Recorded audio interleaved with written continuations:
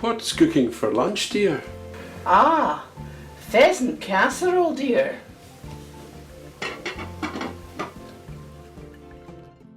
This pheasant casserole is delicious. Oh, thank you so much, dear. It's lovely to have my food appreciated after all the effort I put into preparing it.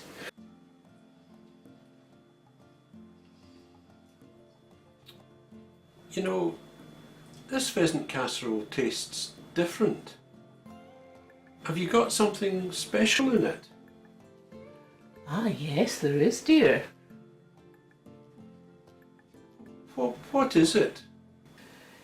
That's the cook's special ingredient. Goodness. Oh! Whatever's the matter, dear? Oh, dear. What's wrong? Why? Yes, Sadie, dear. It was awfully sudden. Yes. I couldn't get him to his bed. I had to drag him through to the settee in the lounge. And that was hard as well.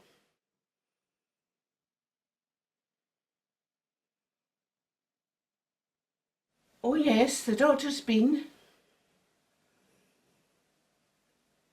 The doctor says he's going to die. I know. That is sad, yes. Anyway, I must go and see how he is and see if he's any last words. Yes, I'll get back to you and tell you. Okay. Take your time to die. Just don't worry about these things. Don't worry. Oh, but before I go, I have to tell you something. What? Oh, I've been unfaithful to you. I know. Don't let that worry you. I know all about that. Don't worry. It was Lexi down the road. Oh. BMXy Lexi, Don't worry. Just don't worry about that. It doesn't matter. It's in the past. She wasn't the only one. There was Marion, who lives back to back with us. Maid Marion? Oh, she's responsible for more merry men than Robin Hood. Oh. Don't worry. The latest one was your sister, Sadie.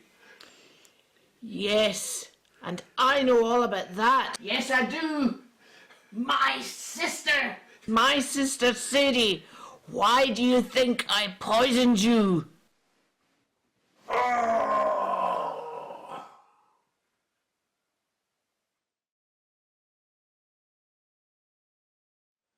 Hello, Sadie. Yes, that's him gone. And it's so sad and it's so unexpected. It's quite a shock. Oh no, there was no words worth writing down. No. But Sadie, I've still got you. Yes. Tell you what, Sadie.